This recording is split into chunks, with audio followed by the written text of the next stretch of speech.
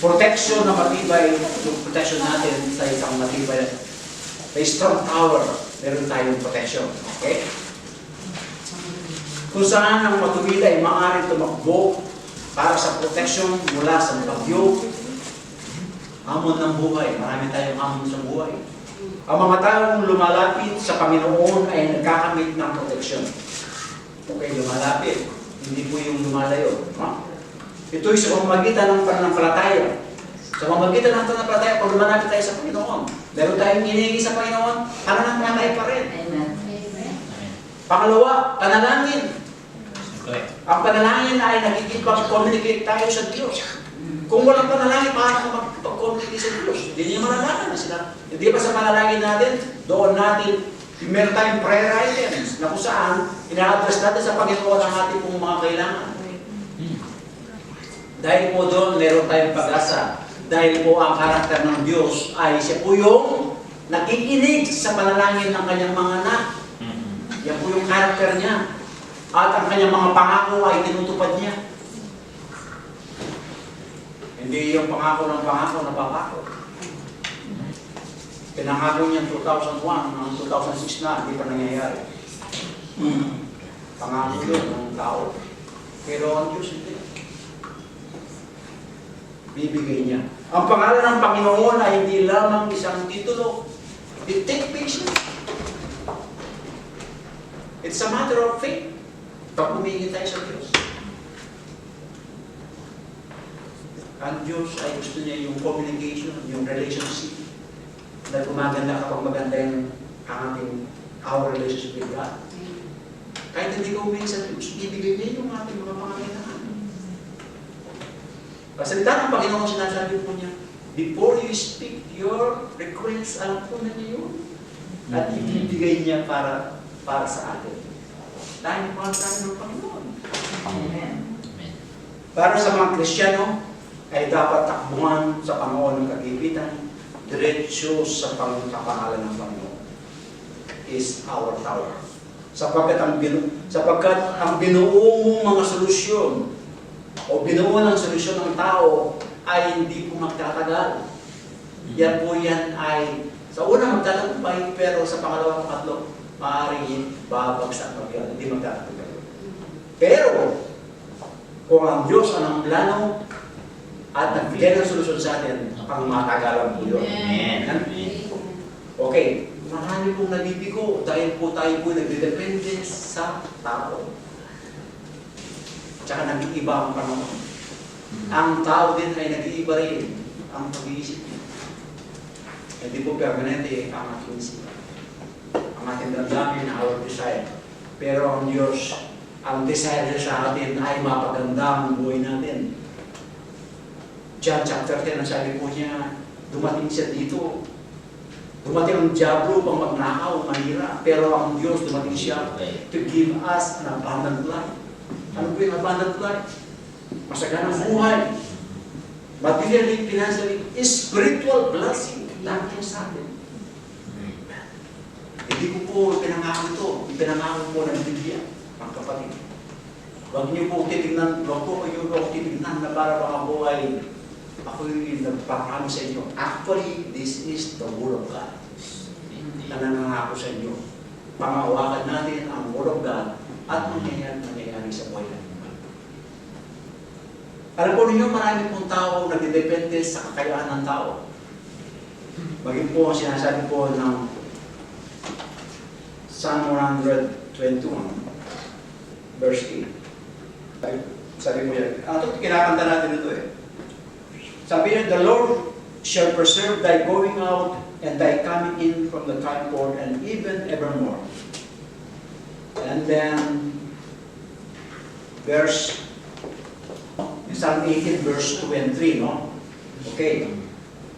Yung 3 na lang babasahin ko. Sabi niya, I will call upon the Lord who is worthy to be praised, so shall I be saved from my enemies. Ito po yung awit ni David. Noong panahon yun, sinulat ni David yung psalm ay dahil po kinukumpul siya ng kanyang mga kalaban. No? Kaya sabi niya, Lord, you are my rock. You are my salvation. No? Sabi niya dito sa sabi niya, the Lord is my rock and my fortress, Fortress, ibig sabihin, mataas, muog. My deliverer, my God, my strength, in whom I will trust. My buckler, and the horn of my salvation, and my high power. Amen. Napakaganda ng word na ibinigay kay David. Kaya yung namumuhay na may aktibong pagsalungat sa Diyos. Meron kasi mga tao na sumasalungat sa kapangyarihan at maging sa provision ng ating Panginoon. Sa pamagitan ng pagpili ng buhay na puro na lang yung pong kalayaan, yung materialism, maging po yung mga pagkakasalan yan. Mapakadami pinipili nila yun dahil gusto nila mamuhay sa mundo. Hindi po sila naghahanap ng kaligtasan po nila, kundi kapamakan ng kalayaan. Ngunit ang matuwid, nalalaman niya, tayo pong mga matuwid na dinanal ng Diyos, ng ating Panginoon. Ngunit ang mga matuwid, nalalaman niya, tanging pangalan ng Panginoon, lamang ang mapagbibigay sa Kanya ng proteksyon at kaligtasan. All in the name of Jesus. Acts 4:12. Okay. Sabi po niya, neither is there salvation in any other. Ganyan, no? For there is none other name under heaven given among men whereby we must be saved. Isa lang pangalan ang binigay ng Panginoon. Panginoong Jesus is our tower. Siya po yung tower ng ating kaligtasan. Is our Redeemer. Awit 20, verse 7. Some trust in chariot. Noong panahon po ng mga Egyptso, they trust in their chariot. Doon pakapangyarihan po sila. Di po sila po yung pinakamaraming chariot noong panahon yun. And some horses. Okay, ito yung kanta natin, no? Sambos, no? Sambos horses, no? Some horses. But we will remember the name of the Lord, our God. Hindi ka pwede magtuwala sa kakayahan mo, sa kapangyarihan mo, sa maraming mong kayamanan. Magtitiwala ka lamang sa ating pangalan ng Panginoon. Bilang pangwawakas na sa pananalita, ang pagtakbo sa tore ng Diyos ay pag-alala sa Kanyang pangalan. Kaya nga, ang sabi ng Panginoon sa Roma 10:13, sapagkat ang lahat na nagsisitawag sa pangalan ng Panginoon ay maliligtas. Ang simpleng pagtawag kay Jesus, kapag ikaw ay labis na nabibigatan, makakasumpong ka ng kapahingahan at kaligtasan. Let us pray. Hallelujah. Okay. Hallelujah, Lord Jesus. Kayo po masigit at makapangyarihan sa lahat ng bagay, Panginoon. Even all the creation, you are more than Panginoon. Even sa ating mga problema, mas mataas ka, Panginoon. Sa mga desire sa puso po namin, mas mataas ka, Panginoon. Even in our dreams, oh Lord, mas mataas ka sa lahat. Mapagkakatiwala ka bilang aming puntore ng aming kaligtasan at protection. Sa panahon na nagkaroon po kami ng mga suliranin sa buhay, maasahan ka, Panginoon. Ang nais mo lamang sa amin, tumawag kami sa iyo, Panginoon. Call unto me, Jeremiah 33 verse 3. At ikaw ay sasagot sa amin sa aming pagtawag. Napakabuti mo, Panginoon. Dakilang Diyos. Muli, Panginoon, pinakabilin ko sa iyo, aking mga kapatid, mali po ang salita ito. Hindi lang po narinig namin ang mensahe ito, kundi, Panginoon, manahan kami sa iyong presensya, O God, upang makamtampuan namin ang mga bagay na nanais namin sa buhay, O God. Apart from you, we can do nothing.